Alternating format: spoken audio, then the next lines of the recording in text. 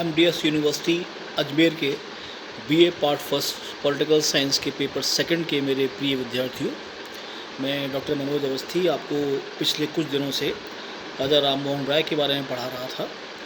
कल हमने उनका प्रकरण समाप्त किया है। आज नया अध्याय प्रारंभ करने जा रहे हैं, महर्षि दयानंद सरस्वती। आप ध्यान रखें, आपके इस पेपर में यानी BA part first political science second के जो पेपर है आपका, इसमें प्राचीन, मध्यकालीन, आधुनिक तीनों श्रेणियों के विचारक हैं। और दूसरी तरफ इसमें कुछ विचारक ऐसे हैं जो मूलतः समाज सुधारक हैं और राजनीतिक चिंतन के क्षेत्र में आपको उनका कोई विशेष योगदान नहीं लगेगा। मूलतः वे समाज सुधारक हैं, लेकिन एक बात ध्यान रखिएगा, राजनीति समाज से ही तो आ रही है। ये वो फिल्टर हैं, वो छलनियाँ हैं जिन्होंने समाज को उस स्तर पर छानने का प्रयास किया है ताकि राजनीतिक प्रक्रिया में जो लोग आएँ वे एक विराट विचार श्रृंखला और मस्तिष्क को लेकर इसमें उतरे। महर्षि दयानंद सरस्वती जो आज हम शुरू करने जा रहे हैं, उसी श्रेणी के विचारक हैं। राजा राम मोहन राय, मैंने आपको पढ़ाया इससे ठीक पहले, वे मूलतः समाज सुधारक हैं। वैसे ही महर्षि दयानंद मूलतः समाज सुधारक और समाज सुधारक में भी धर्म सुधारक हैं। इनका जन्म सन 1824 में गुजरात में टंकारा नाम की तहसील में हुआ है, जो जिला पोरबंदर में आती है। एक मध्यम वर्गीय ब्राह्मण परिवार है और नाम बचपन का मूलशंकर है। इनके पिता मोरवी राज्य में एक प्रतिष्ठित अधिकारी हैं और जो परिवार है उसमें धार्मिक विश्वास, परंपराएं और कर्मकांड भी प्रभावी। अब जब मूलशंकर जन्मे हैं, बड़े होने शुरू हो रहे हैं, तो देखिए आप ये पाएंगे कि जो महान व्यक्तित्व हैं जिन्हें आप इस अध्याय में या किसी और विषय में पढ़ते हैं, तो आप ये चीज़ नोट करेंगे कि उनमें एक चीज़ है वो सामान्य है, कॉमन है, और वो है उत्कंठा।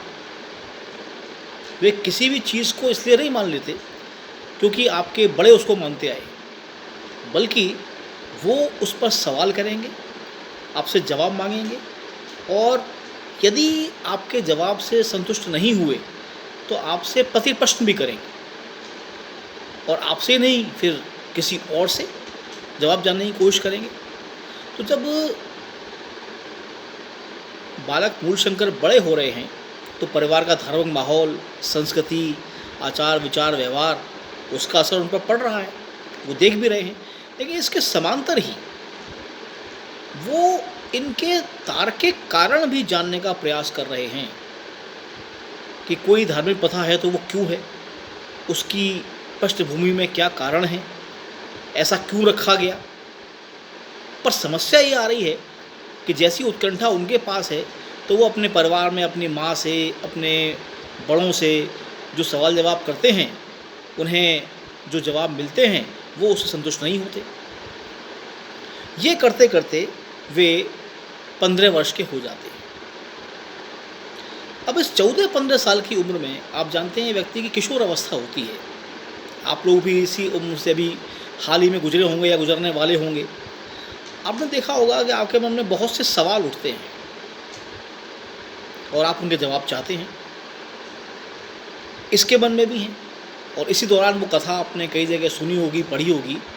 आप देखिए, हर महान व्यक्तित्व के जीवन में एक टर्निंग पॉइंट आता है जो उसके जीवन की दिशा को मोड़ देता है। महर्षि दयानंद के जीवन में ये क्षण आया है शिवरात्रि के दिन। त्योहार है, घर में उत्सव का माहौल है, और दिन में पूजा हुई है, रात को कीर्तन है, भजन कीर्तन गाए जा रहे हैं, सभी लोग जग रहे हैं, देख रहे हैं। जागरण का कार्यक्रम है, यानी कार्यक्रम पूरी रात चलना है। सभी लोग जग रहे हैं, देख भी रहे हैं, उत्साह से भाग भी ले रहे हैं। मूलशंकर बैठे हुए हैं। लेकिन इन्होंने देखा, थोड़ा समय जब बीता, जब रात घिरने लगी, कि लोग धीरे धीरे सोने शुरू हुए, वहाँ से उठने शुरू हुए, और एक स्थिति वो आई कि वहाँ सभी लोग या तो सो चुके हैं या कुछ लोग उठकर जा चुके हैं। लेकिन मूलशंकर अभी जाग रहे हैं। वो देख रहे हैं कि अब क्या होता है। उन्होंने देखा कि एक चूहा भगवान शिव की प्रतिमा के ऊपर जो प्रसाद चढ़ाया गया है उस पर चढ़ता है, उसको नीचे गिरा लेता है, खाता है और चला जाता है। बालक के मन में एक पति प्रश्न आता है कि शिव जो ईश्वर हैं, उनमें ईश्वर का वास है, स्वयं ईश्वर हैं, वो इतने कमज़ोर कैसे हैं जब वो अपने ही प्रसाद की रक्षा नहीं कर पाए, तो वे दुनिया की रक्षा कैसे करेंगे। ध्यान रखिएगा, मूलशंकर नास्तिक नहीं हैं, ईश्वर में विश्वास करते हैं, लेकिन वहाँ उन्होंने इस बात को माना कि दरअसल शक्ति या सामर्थ्य मूर्ति में तो नहीं है, विश्वास में है जो ईश्वर में होता है। और यही कारण है, जब आगे के अध्याय में हम पढ़ेंगे कि मूर्ति पूजा का प्रबल विरोध आर्य समाज के द्वारा जो महर्षि दयानंद ने स्थापित किया उसमें किया गया, और आज भी ये परंपरा जारी है।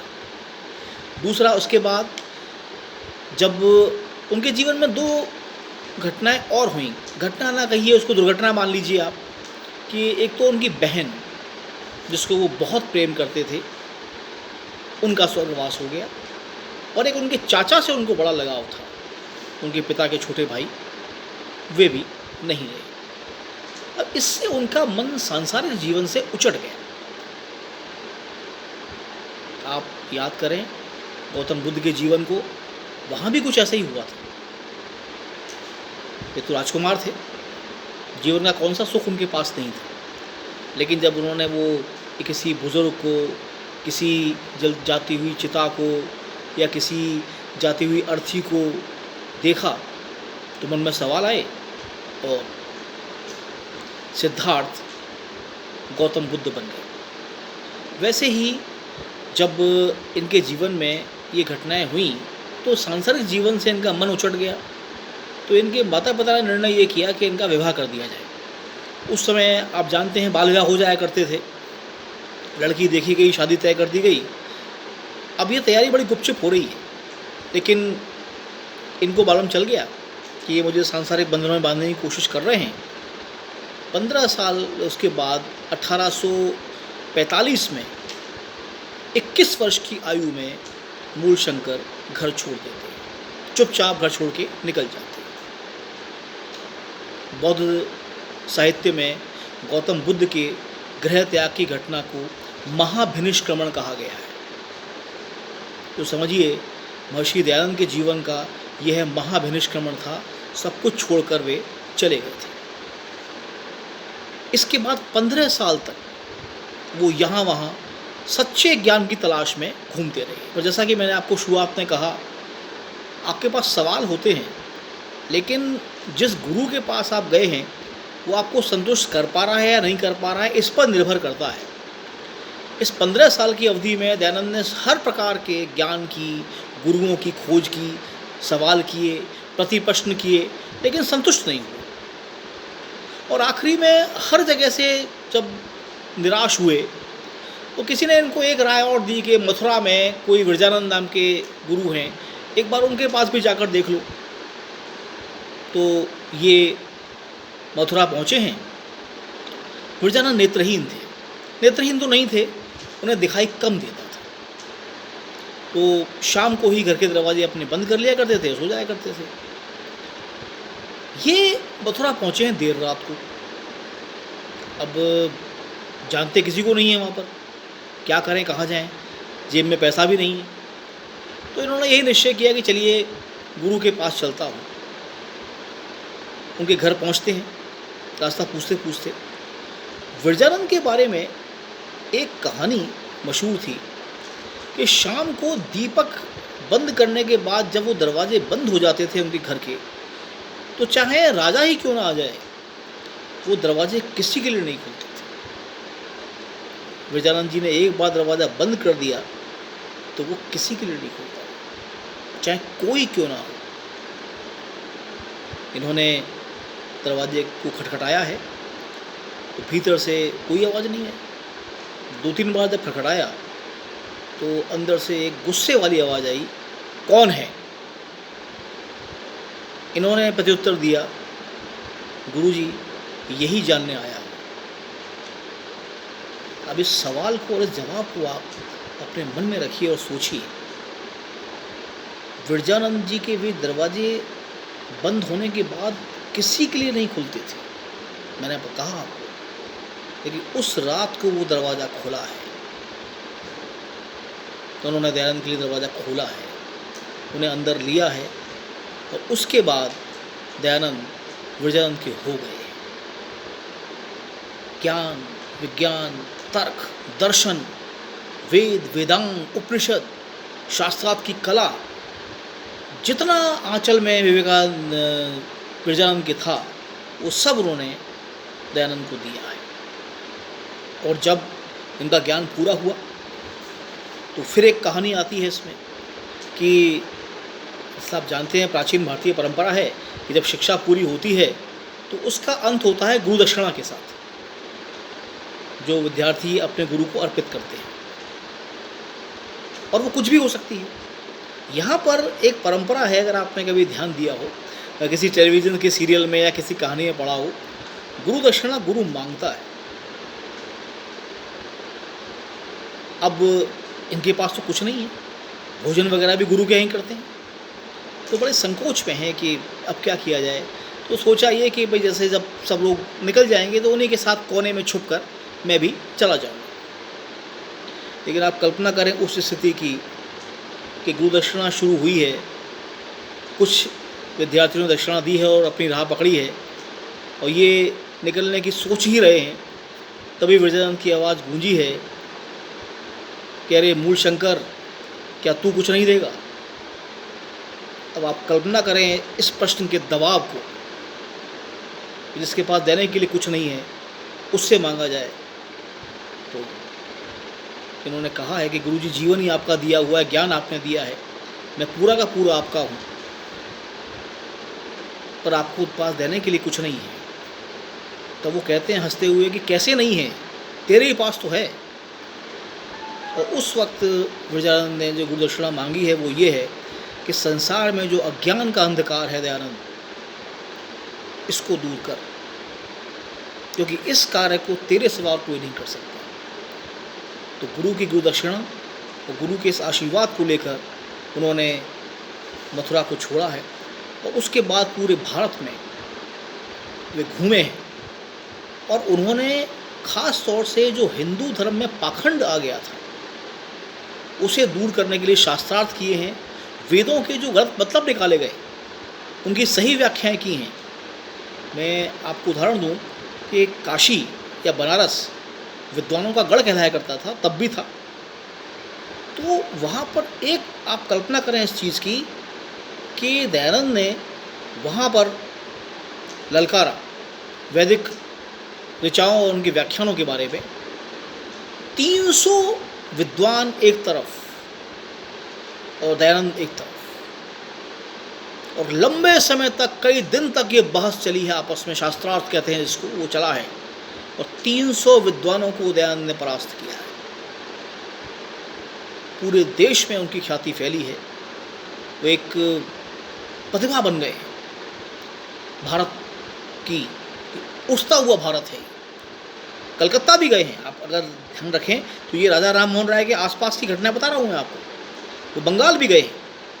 लेकिन ब्रह्म समाज से संपर्क भी उनका हुआ है। धार्मिक कुरीतियों के खिलाफ ब्रह्म समाज की और महर्षि दयानंद की विचारधारा करीब करीब एक सी है। मूर्ति पूजा के विरोधी हैं, पाखंड के विरोधी हैं, स्त्रियों शिक्षा के समर्थक हैं, लेकिन ब्रह्म समाज के साथ कई विषयों पर उनके मतभेद भी थे। तो बात बनी नहीं, वे वहाँ से वापस आ गए और वहाँ पर केशव चंद्र सेन ने उन्हें एक राय दी जिससे कि उनका प्रभाव क्षेत्र और बढ़ा। इससे पहले हो रहा है कि दयानंद शुद्ध संस्कृत में अपने व्याख्यान दे रहे हैं और संस्कृत जन भाषा नहीं है, आम जन की भाषा नहीं है। तो केशव सेन ने उनको ये कहा कि आप जनता की भाषा में अपनी बात रखेंगे तो ज़्यादा प्रभावशाली हो पाएगी। उसके बाद उन्होंने हिंदी, जो उस समय की चर्चित और लोकप्रिय भाषा थी, उसमें अपने व्याख्यान देने शुरू किए और लोकप्रियता अर्जित की। 1875 में 19 अप्रैल 1875 में बम्बई में आपने आर्य समाज की स्थापना की और पूरे देश में आर्य समाज का प्रचार किया, प्रसार किया, पाखंडों का विरोध किया। और क्योंकि निर्भीक थे और निर्भीक आदमी के शत्रु बहुत होते हैं। राजस्थान में उदयपुर के, जोधपुर के महाराजा भी उनके शिष्य बने।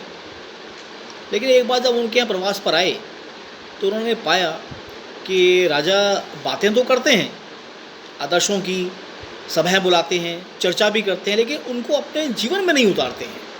उनके जीवन में कमियां हैं, खामियां हैं। तो महर्षि दयानंद ने भरे दरबार में उन्हें डांटा कि आप जो कर रहे हैं गलत है, और राजा हैं तो आपका आचरण तो बहुत शुद्ध होना चाहिए। इस बात पर कुछ लोग बहुत नाराज़ हो गए और किसी ने उन्हें विष दे दिया। 30 अक्टूबर 1883 को अजमेर में, वहाँ से वो अजमेर आ गए। 30 अक्टूबर 1883 को ये दिवाली का दिन है। शाम के वक्त जब दिवाली के दीपक जल रहे हैं तो समझिए कि आर्य समाज के ज्ञान का दीपक बुझने जा रहा है। 30 अक्टूबर 1883 को अजमेर में महर्षि दयानंद का स्वर्गवास होता है। ईश्वर तेरी इच्छा पूर्ण हो, ये कहते हुए वे इस संसार को छोड़ देते हैं। लेकिन हाँ, जो अलख उन्होंने जगाई, धर्म को जो उन्होंने पाखंड से मुक्त किया, वो उनकी बहुत बड़ी उपलब्धि है। आने वाले हमारे अन्य व्याख्यानों में हम उसकी चर्चा करेंगे।